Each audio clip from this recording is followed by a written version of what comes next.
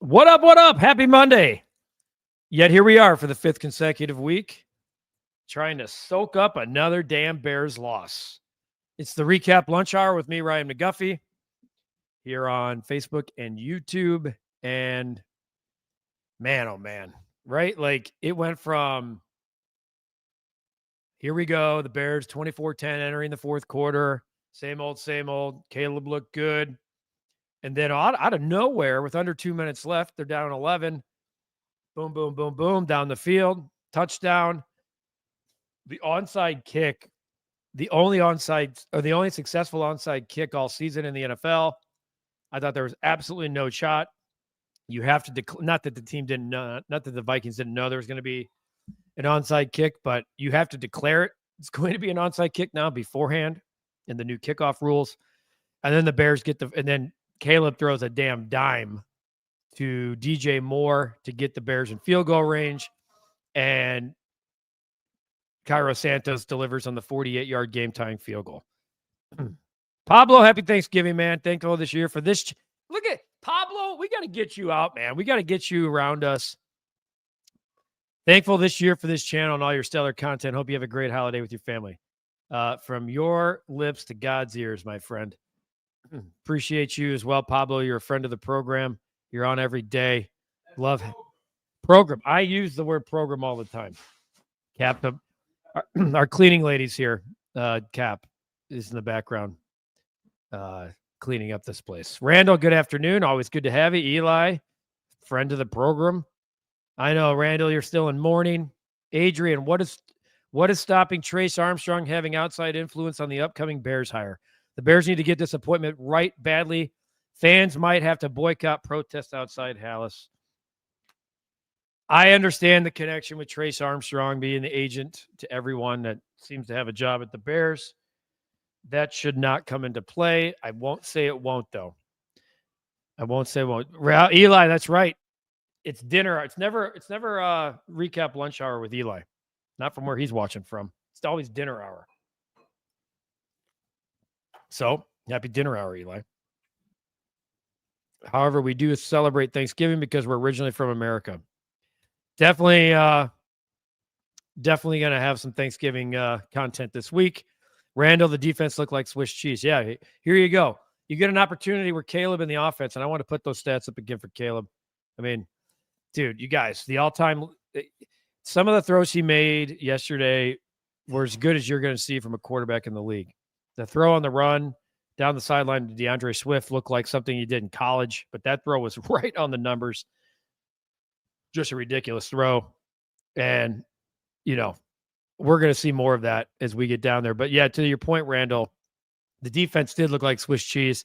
It didn't look good. They've held their own for so long, but lately they haven't looked that good. And the drive that the Vikings put together in overtime, it was disappointing. Some of the third and longs that they converted on, it just, 3rd and 13. Hawkinson was kept in check. All of a sudden, he finishes the game with 7 for 114. And, here we are. Eli, originally from Chicago on the north side, a fan, West Rochester Park. We know we love you, Eli. I love how scrubs continue bashing Caleb and bring zero receipts to the argument. There's just, like Sealand, I do just feel like there are very clearly people who are not going to like Caleb. And they want to. I saw somebody comment on the recap that you can check out on the channel from yesterday's game. I think it has about 40,000 views. Somebody was commenting on that recap that Caleb made just as many bad throws as he did good. And I'm like, you know what? Just get out. Jess, what's up? Hi, Guff. Should the Bears start looking for a new kicker and or special teams coordinator? Special teams have been a problem these past couple of games. We all know defense is a dumpster fire. Jess usually comes in with just the most astute comments of anybody that watches the recap lunch hour. I love it. Cairo Santos did take accountability, saying he needs to be better. Well, we know that. If you watch the kick, the game tying kick, I mean, you're talking about maybe less than an inch from that being blocked too. So the angle clearly isn't right now from Cairo Santos. We know he doesn't rank in the top 10 of the most powerful legs in terms of consistency. Yes, but he needs to be better. And clearly teams are exposing the same side They came through, the Vikings came through yesterday, the exact same gaps the Packers did a week prior. So to your point about a new special teams coach, yeah, look, when Eberflus gets fired at the end of the year, the whole staff's changing. So that will change as well. Adrian, I wish I could ask for competency for one organization in the city. It's a problem when fans get abused by ownerships. Yeah, it's the age-old argument here in Chicago. Yeah, one of the best defenses. Minnesota. I know that Yurko on the radio agreed, Adrian. Yes. We ignored your comment. Clyde's pissed at us, Cap, because we ignored his comments from last week. So, Clyde, follow up. Let's get going. Yeah, take the floor. It's yours. I definitely have not ignored your comments in the past. Eli wants to let you know Dairy Star was one of his favorite places as a kid. Dairy Star's the greatest. If the Bears get hammered on Thursday, does Eberflus get fired Friday? Yeah. Cap thinks yes. I don't know what that looks. It's like 28-10 or worse. It depends, I think, on how it looks, but not the best time to have a short turnaround when you haven't been able to get off the schneid. Sean, happy Monday. Defense definitely isn't the same without Billings. Hopefully free agency in the draft will address both sides of the ball in the trenches. We need fresh legs. Well, as we've said, if you look at the Lions on Thanksgiving, that team was built from the inside out. They're built in the trenches. That's how the team was. That's how Dan Campbell, when he came in and they went through that rebuild, they identified the quarterback situation by trading Stafford for Guff, and they built that team through the draft and the offensive and defensive lines. And the Bears need to desperately do that, both in the draft and free agency. Thoughts on the Crochet Phillies rumor? Max, I always appreciate it. The Crochets, those rumors are going to get heated up as we get closer to the winter meetings here in a few weeks. I've seen a couple of rumors. The Red Sox rumors are definitely intriguing. I'm looking at the Phillies rumor as well. Philadelphia. Okay. I just saw something. AI, just not that great. I think Alec Baum would be interesting for sure. I think Alec Baum would be interesting. The question, they're going to have to sign him. Let's see here. Round one of the best prospects, shortstop Justin Crawford. Yes, that's the deal that I'm all in on. I like, because look, let's be honest. The Phillies do not have really a need for a shortstop prospect when you have Trey Turner signed for a boatload of years. I'm trying to find that They have a couple shortstops in their system too, by the way. They have another one. His name is, I think I bombed this one. Andrew Painter's the right-handed pitcher. Aiden Miller is the shortstop I was hoping that they would get. So I need to look more. Justin Crawford's an outfielder, not a shortstop. So he's a left-handed hitting outfielder. Yeah, I'm all in. They need outfield. They need everything. Okay. Max, appreciate that. Arnie, can duplicate the Detroit Lions model. Of course. The copycat league needs to do the copycat, which is look at the best team in the NFL right now. That's a Detroit. Can they duplicate Spielman, Campbell, former players, O-line, Kreutz, GM, Singletary, defense? Like, I was looking at this last night, by the way. I was talking about the Denver Broncos because I was watching the Broncos and Raiders game. And I'm looking at Bo Nix and his development. And I'm thinking, who is on Sean Payton's staff? And I've been using the Detroit Lions for a while as, like, if you look at their coaching tree, it's littered with former Pro Bowlers and All Pros. So then I looked up yesterday, Cap would like this too. I looked up the staff of the Denver Broncos because I wanted to see Bo Nix, and I saw the quarterbacks coach sitting next to him. And I was like, you know what? I'm talking to a buddy of mine at the time. And Cap, I'm like, I bet you that quarterback coach in Denver is a guy that we'd all recognize. I bet you he played the position. You know who it is, Cap? Davis Webb. Played in the league for like 7 years. Remember Davis Webb? Had a cup of coffee as a starter. Davis Webb, the quarterback coach in Denver. Bo Nix. Look at their offensive line. Zach Strief. Successful player. Kerry Colbert, wide receivers coach. Pete Carmichael's been in the league forever as an offensive assistant. My point is, you look at these guys, you look at the list of names that are Jim Leonard, defensive backs coach. Yeah. Vance Joseph, defensive coordinator. And I'm like, well, no wonder. I know. I'm like, no wonder the damn Broncos are in a wild card spot right now. No wonder Bo Nix weekly is progressing. Pisses me off. I would love to hear Cap's thoughts on Cliff Kingsbury. Guys, Kingsbury is a good offensive coordinator. The book is starting to get out on him a little bit too.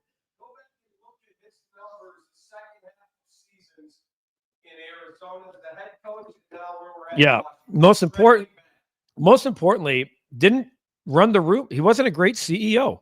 Wasn't a great CEO in college. Wasn't a great CEO in Arizona. Good offensive coordinator. I don't think Cliff Kingsbury is a head. Like, that's not who you want as a head coach. He's got a pretty lucrative deal out there. And final score predictions for Thanksgiving game. Thomas, you're already jumping to Thursday, kid. Let's slow it down. It doesn't look good to me though. Accountability means nothing if you don't fix problems and continue to do them. Agreed, Danny. Only reason I brought this up is 5 games in, he was doing way too much on the Cliff hype and brought up why the Bears didn't hire him. 2 things. The Bears should have hired him. I asked about the White Sox and Garrett Crochet, Clyde. That's what you, okay. Well, hey, topical, brother. If we're talking Bears, what do you got about Crochet? I'm happy to answer. I thought I answered you last week. Ask me anything you want. I could care less. Stafford is still a better quarterback than Guff, but their drafting has been great. Take a look at Jared Goff's numbers. Like, Adrian, seriously, dude. Take a look at here. I'm going to pull them up right now, just so we're all on the same page. I'm letting you know that Matthew Stafford, while a great quarterback, yes, Jared Goff is Jared Goff. Sorry, I'm bringing this up live on the air. Is second in the NFL in quarterback rating. Okay. Matthew Stafford 17th. Matthew Stafford's thrown for 2,800 yards. Jared Goff's thrown for 2,761. Jared Goff's thrown for 20 touchdowns. Stafford 15. I mean, I don't know. Like, I don't know where, like, Stafford's an all-out better quarterback. He's got better receivers. Last lunch hour said Bears 34-31 and another heartbreaker. Caleb looks awesome. I think that's the culture for the rest of the year. Close but no cigar. Pablo, that's the ideal situation at this point. Mike, I want to get away from the Tampa 2 defense. Teams figured that out years ago. You got to have the personnel, man. They're banged up. I'm okay with Tampa 2. A lot of teams still run the Tampa 2. If for whatever reason Poles and Warren are watching, who would you want as a Bears head coach? I want passion. I want true leadership. Like Caps having a conversation. We're trying to do a show here, right, people? Come on. Adrian, can we say that the Bears are the Chargers last year? Full of disappointment, a lot of hype and full of disappointment with a coach that's on the hot seat. I like that comp. Clyde, who do you see as the next Bears head coach? Yeah, I want it to be somebody like vibrant and former head coach and all of that fun stuff. But going through history, it doesn't look good. Like, you're probably looking at a coordinator. I'm with Cap. I want like a Vrabel, Dan Campbell type. I found it interesting that Kevin Stefanski had Mike Vrabel on the staff, like called him up out of the blue a couple weeks ago. I was like, hey, you want to come help? If you guys watch that Thursday night game, you see Vrabel on the sidelines. I'm like, man, now you have Stefanski and Vrabel. By the way, I don't think Stefanski's going anywhere, but if he were, and if Kyle Shanahan's on the hot seat or gets fired in San Francisco, that's idiotic, and he should be the first, second, third, fourth, and fifth phone call. I'm not drinking Mountain Dew. I stayed away from that stuff. Coke Zero here. The responses are excellent. Jess, bless you, Cap. Cap brought up a good point that if Thomas Brown becomes head coach, Caleb will lose valuable one-on-one time with him. Do you think if Poles brings in a new head coach, the head coach will keep Thomas Brown? I don't know. Like, maybe it's suggested if it goes really well. It's been 2 games, okay? Yes, they scored 27 points. They scored 19. Like, it's going like this. Yeah, they had 16 points. I like Thomas Brown. This infatuation with Thomas Brown. They scored 19 last week. Should I show Cap what a mic looks like? I mean, there's 2 over here if you'd like to come and join. Jesus. My goodness. Adrian. Jared Goff is in the bottom 10 and okay. You're going to sit here and rip Jared Goff. Oh, hey, Cap. This guy's talking about total QBR by ESPN. Stafford over Guff. Who cares? They're both good. I'll take Guff right now. Jess, strongly encouraged by polls, Warren McCaskey's to keep Brown as any head coach worth his salt is going to say, I'm picking my own staff or I'm not coming. Yeah. I mean, they had 16 points with a minute something to go yesterday. They scored 19 last week. And a lot of it was at the end when the quarterback made special plays. I like Thomas Brown. I think he holds guys accountable. That's what we're being told. But guess what? He's not Bill freaking Walsh yet. Keep in mind, the Bears have lost head coaching candidates in the past when they were told to keep certain people at coordinators. Rod Marinelli comes up. Rod Marinelli is a great example. They had Bruce Arians signed, sealed, delivered. He wasn't going to Arizona. But they told me he had to keep Rod Marinelli. He wanted to bring Todd Bowles, who was probably was a better pick anyway. Correct. And the Bears said no shot. He got on the plane. He never left Arizona. He took the Arizona flipping Cardinals to a Super Bowl because the Bears, we got to keep Rod Marinelli. The players like him. Yeah, I mean, it's ridiculous. Oh, sorry, Clyde. I don't want to screw you over here. What bars do you see the White Sox getting for Crochet? High-level prospects. We have a bet that was done right here, which, by the way, I do have to pay up. That's why I was trying to pay up at lunch today, and he wouldn't let me pay. I don't even think he realized I was trying to pay my Indiana bet. We bought sandwiches. I lost the Indiana bet. Did. I gave him 13. The next bet. That was like stealing. Yep. Well, the next bet we have is that the White Sox will get a prospect 34 or above. And I think that they will. Although the Alec Baum trade from the Phillies looks interesting. It's Alec Baum and Justin Crawford, who's ranked like 42nd. That's an interesting trade proposal. I don't know where Alec Baum fits today in the White Sox. Alec's a good player, third baseman. But he's like 27, 28. Like, you plug and play him. He's an all-star. Then you could trade him. You could. So not a bad. It's a creative trade. So I think, look, they're going to get high-level guys and bats. High-level guys and bats. Snap to Tampa. It's the prevent defense that I hate. Yeah, I hate the prevent. Ben Johnson. We think we want Ben Johnson because he runs a great offense. Adrian, let me ask you a question. Do you know for a fact that he's not the next flavor of the day? Guy you can bring. Matt Nagy had the glowing recommendations of Andy Reid and Patrick Mahomes. How'd that one work out? And we can go. Arthur Smith leaves Tennessee where they went, oh, my God, he saved Ryan Tannehill's career. How'd that work out in Atlanta? And I could keep naming them. Yeah, he's got a great offense in Detroit, but guess what? He's got a top 2 offensive line, them and the Eagles. He's got Amon-Ra St. Brown, Jamison Williams, Sam Laporta, David Montgomery, Jahmyr Gibbs. He's got an elite head coach who gets out of his way. I don't know if he's that. We'll find out. Yeah, Bear 51, good dude, but it's not like the offense is like. That's a great comment from Bear 51. Like, let's pump the brakes. Caleb's look good. Shea Boyle wants to know if you're in the kitchen. He was. He was back there changing the garbage. This guy, we do it all here at the recap. That's it. We take our own. We wash our own floors. We clean our own toilets. We do. We take out our own garbage. I just took the garbage out to the dumpster. We've got visitors coming in a little bit. Wayne, Caleb, this is a real deal. Coaching, not so much. Time to move on. Wayne knows what we're talking about. Get it right. Jess is a big fan of the program. Cap and Guff, sorry you have to get up and come to the mic, Cap. Yeah. Jess is one of the ones that called you over. I was working. I was trying to clean the bathroom, take out the garbage, wipe down the counters. That's what we do here. Why would a new coach keep this clown show? New coach, new staff. Absolutely, Bill. That's how it works, man. And that's how it works. And maybe the new let's say that it's Mike Vrabel. And Mike Vrabel says, I don't have an OC. My OC was Arthur Smith, and then he left, and I hired this.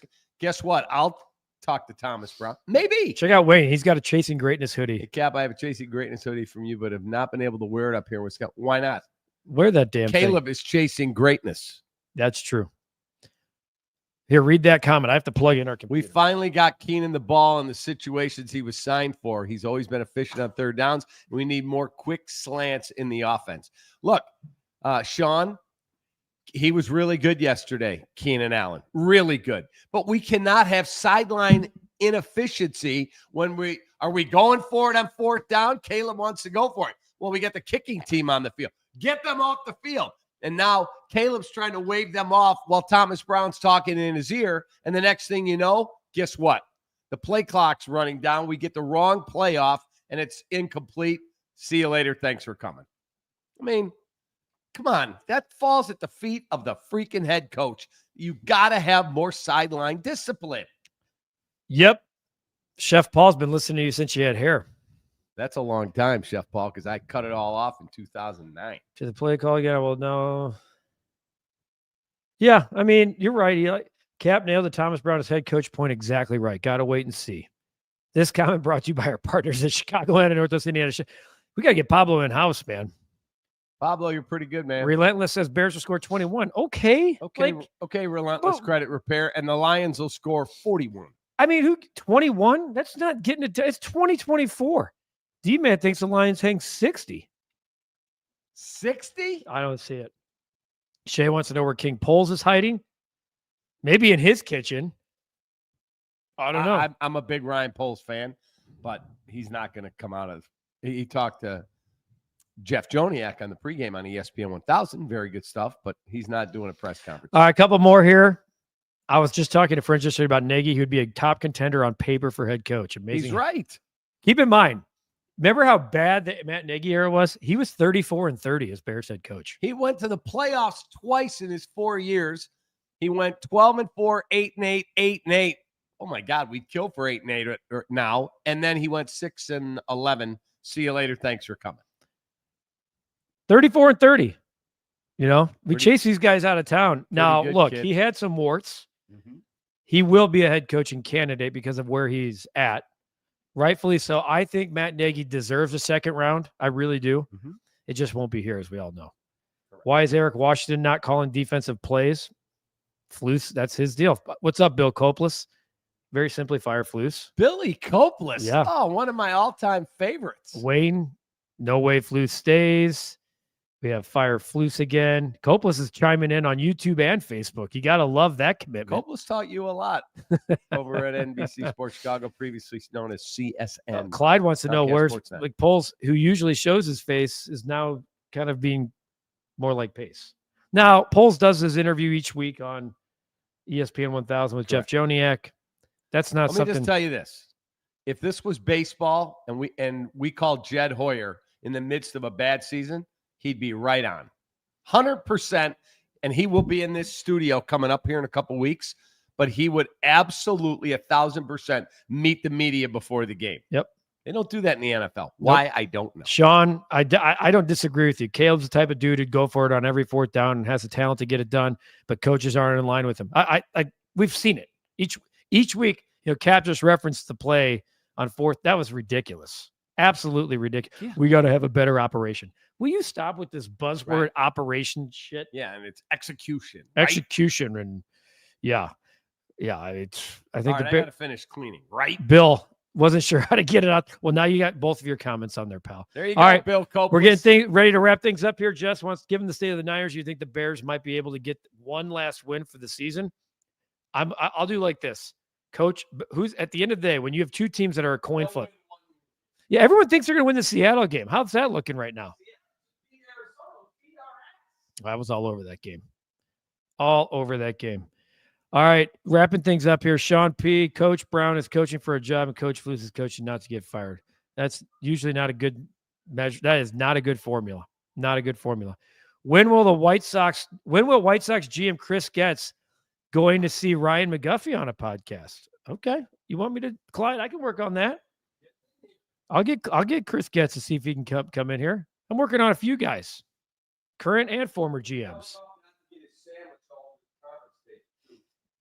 This guy's the most. You can't throw a paper towel in the garbage can before Cap's already taking it back out again. This guy doesn't like crumbs anywhere near him. It's unbelievable. You got it. He's like a triple flush guy for sure. All right, everybody. Wrapping things up here on the Recap Rush Hour. Disappointing Monday yet again. Another disappointing Monday. 5 straight losses. I don't even know if it felt better. It's like they lost in the last play of the game again. It certainly felt better. We were teased for a second, but here we are. Short week, Thanksgiving. Obviously no recap lunch hour on Thanksgiving, although it might be fun. The Bears will be playing. We could pop this thing up. have a nice spicy Bloody Mary and talk a little Bears football. Don't rule it out. I might do it. I might go live if you guys are up for a little pre-Thanksgiving dinner conversation. Let's flush that out the next couple of days. Is there an appetite for it? If there is, I'll bring the laptop over to Mom's. Fire up a little recap lunch hour at the McGuffey homestead. That'd be awesome. Jess says that'd be fun while she's cooking. Okay. Wayne's giving thumbs up. All right, guys, we'll discuss that in the next couple of days. If there's an appetite for it come Wednesday, let's see what happens. For the Catman's appearance, I'm Ryan McGuffey. This has been another edition of the Recap Lunch Hour. We will see you guys tomorrow.